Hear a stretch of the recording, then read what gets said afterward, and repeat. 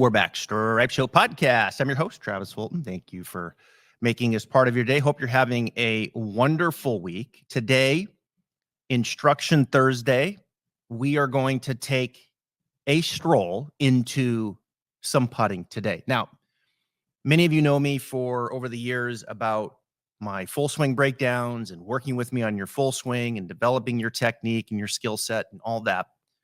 A lot of you know me through the short game. But a lot of you probably haven't seen too much putting content from me. Now, I do some, and I've done some over the years, putting breakdowns on the Golf Channel, etc. But I'm going to get more into it, and I've been spending more time in the putting aspect of the instruction world. I do a lot of putting lessons here in the studio. People come in, and it's part of their lesson plan. But I look back and I'm like, you know what? I gotta post more stuff about putting. So today I'm going to share with you this journey that I've been on with the Broomstick putter. About a year ago, I started to really, I'd say about a year and a half ago, I started paying attention more to L.A.B golf. It was intriguing to me how these players, Lucas Glover, Will Zalatoris, and others were going to them, Adam Scott, with the Broomstick putter. And what was apparent to me is that as they went to that putter, all of them got better. Like, it was instant. Like, they started to putt better. I mean, Lucas Glover was a mess. And he gets fitted for the long putter from L.A.B golf, and all of a sudden, Lucas Glover's winning a couple times. Will Zalatoris on those short putts and the tremor. He goes to L.A.B golf, gets the Broomstick putter, and all of a sudden, he's putting better and winning. Now, Will got hurt, and he's working himself back into it, and he's currently 37th in the FedEx, and will be in Colorado this week and looking to get into the top 30. But Will Zalatoris got better. Adam Scott. Now you've got others like Johnny Vegas, who went to the shorter putter. He wins. Phil Mickelson's been using it. There's so many guys using L.A.B golf. The technology is fantastic. And so today I want to spend the journey that I've had with the Broomstick. I got fitted about, 6-7 weeks ago, maybe. And I've been hitting a lot of putts with it. A lot of putts with my Broomstick.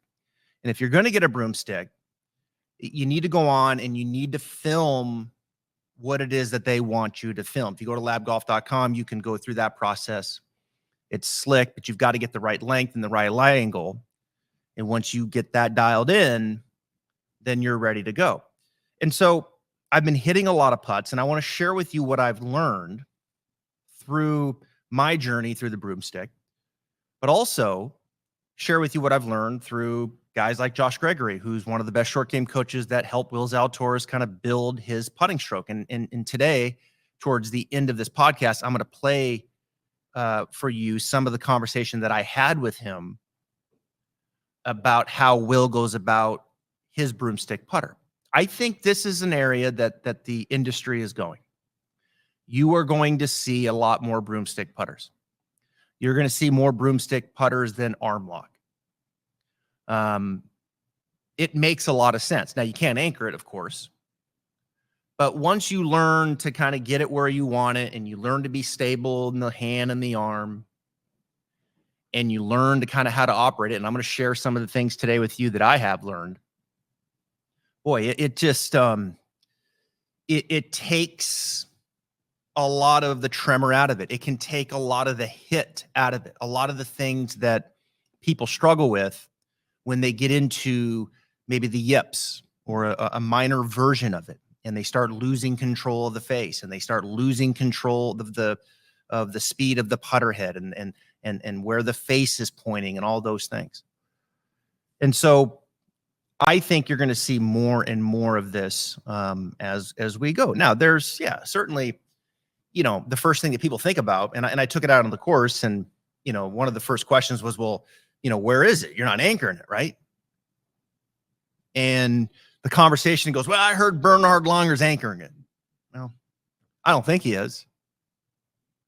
I heard Adam Scott's got it on his shirt there saying, I don't think it is, but you can't anchor it, right? It's got to be away from the chest or the sternum, wherever you're going to put it. So once you learn how to kind of get it there and then, power the stroke, boy, it's almost like you can just kind of get out of the way to some degree and let the technology of the putter start to go to work. So here's some of the things that I've learned, and I'm going to bring in this based on this is me earlier today hitting some putts, and I thought a couple of ways that I wanted to do this. Film this here, and we'll talk about it. First thing that I've learned is a little bit about what that trail leg is doing, and I learned this from Josh Gregory and how that right leg needs to be on an angle. You can see how I got my right foot kind of kicked out, and that right leg is on a, 60-degree angle. Now, with that foot kind of kicked out, it allows me to kind of get leaning into the lead foot. That ball position accommodates that and is forward in the stance. Now, one of the errors that I'll make from time to time is where I've got the top of the putter. The top of the grip there, I'll get a little too much towards my sternum. And I look at that, and I'd like to see that top of that grip even just a little more left of the sternum. But I like that right leg. That right leg on an angle, weight kind of moves into the lead foot, ball position, I think for most is more forward than you think. And then that left elbow, you'll notice, I really try to get that left arm down and as parallel to the ground as possible. That helps get my shoulders to be pretty level. And this is something that I've struggled with the conventional putter. I will get the left shoulder a little too high. And with this longer putter, one of the things that I can kind of, sense, I think a little bit more is as I get into this dynamic with my legs, as I talked about in the weight forward, and again, I'd like to have the top of the grip just a touch more left. I think I'd like to get that left elbow down just a touch more, left shoulder down just a touch more. Now I really feel like I'm into my left foot. Now I want to engage my core. That's one of the things that helps me. It's one of the things that I've heard Will Zalatoris talk about, other putters talk about, and kind of get the core engaged and then start to power the stroke. Now, I am someone who will get the putter head a little too far inside, okay? I'll get it a little too far inside, a little in and shut, and then I've got to, I gotta work to square it up, right? I can hit that kind of hard pull pretty easy. And then when I hit that, then I hang on and I push it. And so with this putter, one of the things that I like as I get into this setup dynamic, as I talked about, is I can feel the putter head working up more. I think that's one of the key dynamics, right? Is you've got to get the putter head working up. I think the perception for so many in putting is that the putter head stays very low. And as it stays low, it gets too far inside. Now I'm going to go to the other view. Okay. And this is now from the target line view. And I'm going to start this at the beginning. And so there I am at address, same dynamics with the legs and the weight forward, core engaged.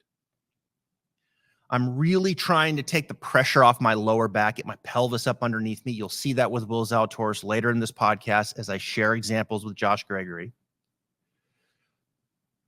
My eyes, I would like to get them a little bit more over the ball. I tend to stand too far from everything. And I don't know if that's just because of my 6'4" nature, but I tend to get too far from it. Okay. And so I'd like to get my eyes, you can see right now, they're just a little inside the ball. I'd like to get them a little bit more over yet, because from there, I feel like I can get the putter head to work a little bit more up and down.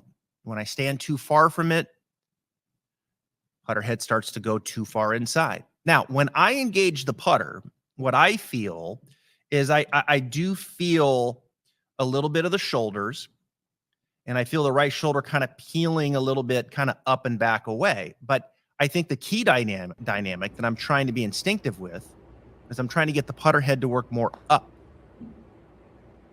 Okay, and when I get the putter head to work more up, then of course it feels like it's hitting more down. I mean, I don't think it is hitting down. It's pretty level through impact, but it feels more up and down, right? It feels more up and down. And part of this long broomstick putter, when you look at this, is, well, the angle of the putter shaft is closer to 90 degrees, right? It's closer to 90 degrees. You know, you might be around that 80-degree mark or 79-degree mark, but the idea is that with it closer to 90, it's turning a little bit more into kind of this Ferris wheel effect, where the putter head is, you know, it's going to like try to work a little bit more up the Ferris wheel and then back down the Ferris wheel. So it's got less merry-go-round effect and a little bit more up and down effect to it. So again, all of these things that address are encouraging when I engage it for that putter head to work a little bit more up and down. And again, you can see my eyes are just a little too far inside. And so as I even watch this, I'm like, yes, I'm gonna continue to inch in a little bit closer. Now, you'll see different types of right-hand grips. For me, I like to keep the palm looking towards the target. That gives me a sense of, I don't know, a little bit of the face. You know, Will get in there a little bit more with kind of the pencil grip, where he's kind of gripping with his right hand more like a pencil. There's variations that you can have with the right hand. Now, the left hand, you'll notice my elbow is you can't really see my left elbow, but I'm trying to get my left arm to point just left. I don't want to be closed. This is something you'll hear Josh Gregory talk about. You don't want to feel closed at all. Feet, shoulders. You know, I think I'd like to square up there just a little bit with the shoulders. I think I'm a touch open. And so it's interesting as you go through this, you can, you know, these are just the little things that you can make a little bit better. But I'd certainly rather have that be a touch open than get myself closed, because again, if I get closed, then I get that putter head too far inside. So that left elbow, left arm is parallel to the ground. It's pointing left. And that's where, you know, I think you want to be. You just don't want to get things aiming to the right. You'll notice my belt buckle's fairly level. You know, I'll get a little maxed out, and that's when I start pushing my hips too far back, and that's when I'll get too far away from it. And so that pelvis up underneath you, that protects your back a little bit more. You can get that curve in the upper neck looking straight down. And so for me, my critique here would be, all right, let's get the eyes a touch more over it. Let's square up the shoulders just a touch more. And then from that other view, let's get the top end of the grip a little more to the left, and then let's engage it and work it a little bit more up and down. It literally feels like, and I'll finish with this before I bring in Gregory, and we're going to talk more deeply about Will Zalatoris' changes. And you'll hear kind of him talk a lot about a lot of things, but it really comes down to like 4 or 5 things that I think really makes it go for him. And one of them is that right leg, as you can see as we come back to face on. But just kind of talking about the stroke here quickly, and the one thing that I've learned is that as you engage this and you get the putter head swinging, what I really try to do is just load it into the backswing. I try to get the speed of the backswing and the how far I take it back. So how far I take it back and the pacing of that putter head to match up to how hard I want to hit the putt. And so I don't feel like I gotta power the stroke coming down. And I think that's one of the brilliant things about this putter is, and the weighting of this putter and the lie angle technology of this putter, is it wants to stay square. So you got to try to get out of the way, right? You want to try to get the setup and the critique of the setup perfect. You want to try to engine the stroke the best that you can, load in the speed going back, and then just let it go. And when I can let it go is when I really feel like I make it happen. And it's easier said than done, especially those who, you know, have had the yips or they goose it or whatever. So I just think it's fascinating. I really do. And I think it makes a lot of sense. These are the things that I've learned to this point. I'm still a work in progress. I think most teachers that are teaching their students this are a work in progress with this. Um, but I think it's fascinating. I think it's effective. I think it works. I think lab golf was ahead of their time. And I think you're going to see more and more of this. So these are some of the things that that I want to share today in putting. I want to now finish up this podcast with the conversation that I've had with Josh Gregory. This is really good stuff. Josh Gregory, the coach for Will Zalatoris, who's in the field this week in Colorado. He's currently 37th in the FedEx, coming back from his injury. And I think if you're someone who this is making some sense to, and you're really thinking about, I'd like to try this, it's well worth the listen. And I can promise you, in the world of broomstick putters, Lab Golf is head and shoulders above. Quick message here from Lab Golf, and then we bring in Josh Gregory. If you're like most golfers, you blame yourself when you miss a short putt.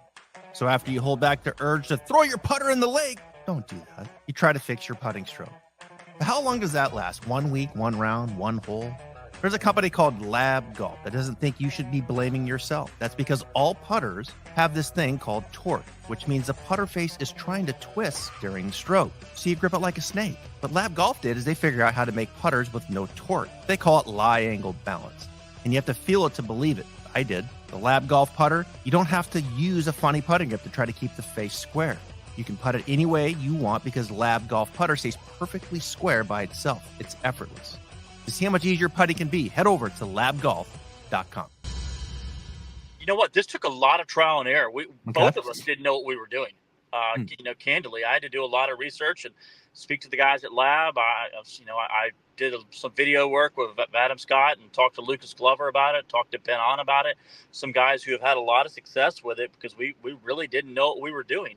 There was a lot of trial and error on his part by just getting a bunch of different putters made, different lengths, different weighting, slightly different grips. So it was kind of cool just to, we had to reinvent the wheel a little bit. We knew the DNA of what kind of worked with its arm lock, and it took us some time to figure this out. And honestly, right before went to Riviera last week, we had a great session here in Dallas and kind of identified the probably 4 things in his setup that are the non-negotiables, that if we do those correctly, honestly, all he has to do is rock his shoulders and the putter swings itself.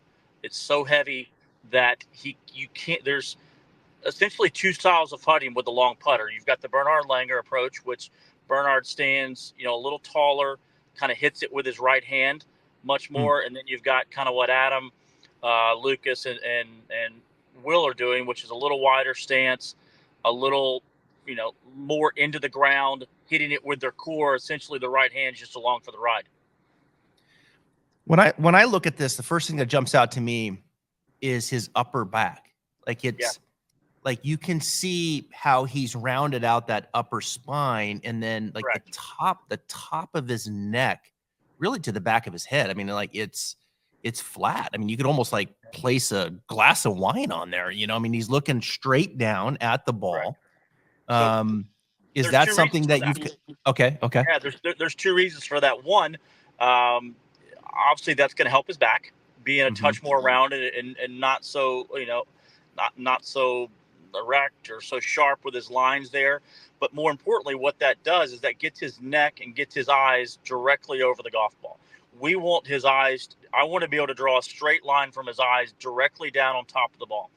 Everything about putting with this long putter is trying to be as linear as possible. So we want his left arm to be as close to 90 degrees, parallel to the ground. We want his eyes to be on top of it. If anything, and this is going to sound a little crazy, if anything, they're better off being over the golf ball than ever inside. So that positioning, the roundedness of his back, allows his eyes to get over it, but also allows him to see his lines better because he can just move his eyes on a very horizontal plane and not have to kind of look up. So that also gets him in a position to where he can take the putter. With the long putter, you have to take it a little bit more up and down. You have to use your shoulders. the putter cannot go inside at all. If it goes inside, you're in trouble. So this allows him to work it pretty much, as you can see with the string, up and down the string line. But from here, the couple things that we're looking at, eyes have to be over the ball. The feet have to be left, almost parallel left, if anything. If they get closed, he'll suck it inside. He'll be looking out to right field. So we've, that was something we kind of figured out in the Bahamas. Even though he struggled there, we figured out the feet had to be more left because it allowed him to take the putter a little bit more up, a little bit more outside, and then kind of round the corner through impact. So also something that's noticeable here. So we want the eyes being, if we drew a straight line on his eyes to the ball, that would be 90 degrees, correct? So if you look at the putter shaft, if you draw a line on that putter shaft, it's going to be at about 81 or 82 degrees. Okay. So we want about 8 degrees difference in between where his eyes are and where the putter shaft is. So it's just above the top of his shoulder. Gotcha. So that's again. Interesting. Yeah. These are things we've been able to quantify so we can look at every day and say, hey, if this is in the right place, all we've got to do is do our drills, do our speed stuff. He can rock his shoulders, engage his core. Like if you can see here, his core feels very hollow. It feels like it's it's kind of engaged. Yeah, it looks engaged. Yeah, his butt's under him. Now he can just go with his shoulders. The other thing, I'm going to go back to this face-on view, and for those listening, we're articulating what we're looking at here. You can also watch the video on TravisHoltongolf.com, or excuse me, Travis. Well, you can watch it there, but you can also go to the YouTube page. So when I look from face-on, obviously you can see the space between the top of the grip and the chest. The left elbow is pointing out almost like a bit of a guide, but the ball position to me, Josh, looks fairly forward.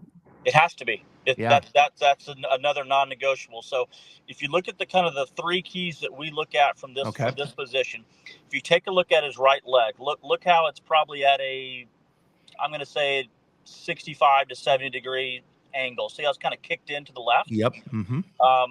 That is very important. So that's getting his pressure into his left foot. So now his pressure's into his left foot. His chest is more left. So therefore, now that ball position has to be forward to match up with where his chest is. Also, we found that if the ball ever gets too far back, he starts tilting out of it and will hit a lot of blocks that way. So the ball forward matches with his tilt, but it also allows him, again, to round the corner and release the putter on the natural arc without having to use his hands. So the first thing we're going to look for is ball position. We've pretty much quantified it's about 1 putter length inside of the left instep of his foot. If you look at the other thing that is really crucial, look at his left ear. If we drew a straight line down his left ear, it would be on top of the golf ball, if anything, slightly ahead of it. That is also a non-negotiable. That if he gets his head tilted back behind it, he will come up and out of putts. The left shoulder, the left arm, the left shoulder will get too high through impact. Also, the final thing, if you watch his left arm, that left arm needs to be as close to parallel to the ground as possible. If you draw a straight line on his forearm through his elbow, that's probably got 3 or 4 degrees of tilt. If I had to guess, we're trying to get that as close to 90 degrees as possible. So, candidly, there's our 3 or 4 keys, and if we know those are in the right positions, then we could just go. The left arm, the key thing I've learned there with the left arm, if you look on the down the line version, it's easy to get the left arm pointed too far to the right if you don't do this properly. So it's very important for this to be on a straight putt, kind of parallel left or down your feet line, if that makes sense. It's easy to get this too far to the right. So the 4 non-negotiables, we've got the ball forward. Yes. We've got the left forearm relatively parallel, but as not close as you can. As close as you can, but and not pointing right. I think that's an interesting component as well. When we first started, it was getting too far to the right, and that would make him suck it inside and made it feel like he had to wipe it left through impact, which would cause toe contact and just inconsistent strikes. So you got those 2, and then the third would be the eyes. Yes, the third would be the eyes being directly over the golf ball.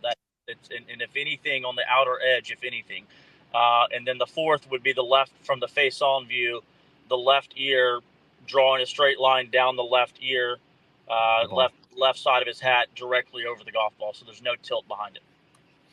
So and that gets his left shoulder, that gets his left arm lower, because the more he tilts his head back, the left elbow rises. Yep. So you get set up, and then, and correct me if I'm wrong, but now it's about getting it started properly, which needs to work more up. Yes. And if he gets it started properly, he just kind of lets the weight of the putter head kind of flow through and really stay centered and not backed up. What is his trigger that gets the putter head swinging up? Because to me, like, that just looks so much better, man. Like, that putter head swinging back. It is night and day difference, and God. And especially under the gun. I mean, he had some nasty 4-footers this week, even at Torrey. So something we've really had to work a lot more on and kind of go a little more old school approach to we've had to do a lot of block speed work. You know me, and talking to me, I love random practice. I love competition. I love one ball work. We've had to do a lot of just block work to calibrate his speeds, because before, he was arguably the best lag putter on tour. I mean, he was amazing from 30 to 50 feet, but it kind of struggled here recently just because of the different feels. So at Torrey, even though he made all his 4 to 5, 6 footers coming down the stretch, his lag putting was pretty poor. He was leaving himself a lot of testers this week. So we went back to doing a lot more block work with that. But the flow of the putter is just amazing. It just works up and down the line so much better. With the weight of this putter, you can't hit it with your hands. It literally involves his core and his shoulders. So if we get in this position, the core is engaged, and then the shoulders are kind of his trigger to take the putter back. It's nothing to do with his hands. The right hands, we've tried to do some training with just his left arm only, which works, but at the same time, it's so heavy you can't really control the front face. Yeah. So it's literally a feel of core and shoulders. The hands are just there. And if you notice, the more he tilts left, or the more the pressure stays left, just like in the golf swing, if I keep my pressure left, the club head's going to come up more on the backswing. The more his pressure is right, it's going to go, or on his trail leg, he's going to go more in and low. So with this putter, it has to swing up and up a little bit, down, and then back up. So the more left we go, the more the putter can swing up. It's good stuff. Hey, I'm here for Will Zalatoris being one of the best putters in the world. I'm here for it. So, I mean, me too. yeah.